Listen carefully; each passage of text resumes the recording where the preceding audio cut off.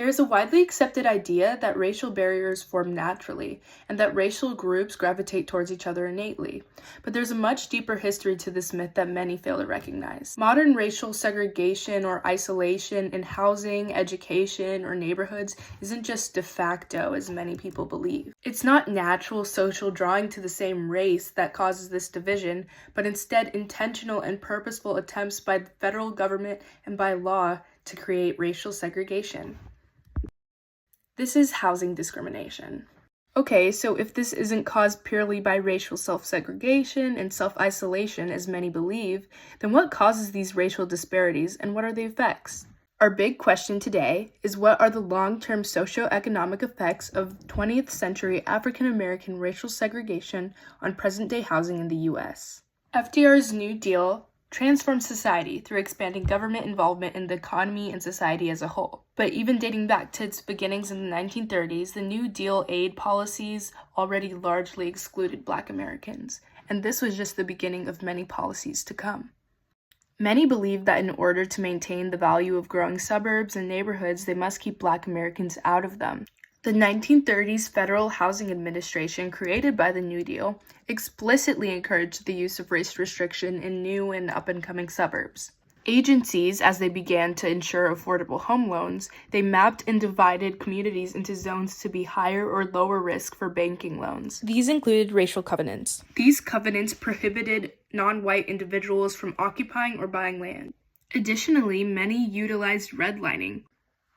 Redlining is the racial housing discrimination practice in which a line is drawn on a map by financial institutions highlighting where and where not Black people could and couldn't get loans or other services like mortgages and insurance. Though they are outlawed, restrictive racial covenants still remain on many property records to this day. These acts of discrimination were combated with the Fair Housing Act of 1968. When John F. Kennedy signed an executive order in 1962 banning housing discrimination, it created loopholes. His executive order only banned new federal financed housing. His ban didn't include housing that already existed. Similarly, the 1968 Fair Housing Act made it illegal to discriminate based on race, religion, or color in federal housing, but it still had loopholes as it wasn't largely enforced. Owning a home in the United States is one of the main ways to build wealth. A long-term effect of racial housing segregation that we still see in modern-day U.S.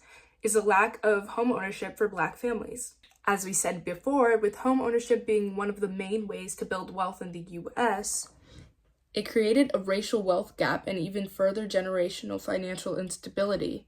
Additionally, as property taxes largely fund public schools, wealthier neighborhoods often have better schools, which means less access to proper education for poor neighborhoods.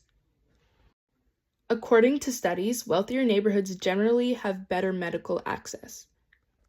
And wealthier neighborhoods also generally have better access to healthy foods. This creates food deserts in many poor neighborhoods across America.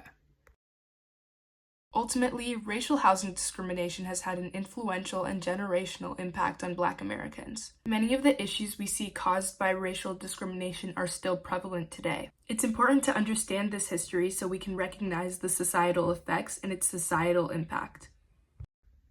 Thanks for watching!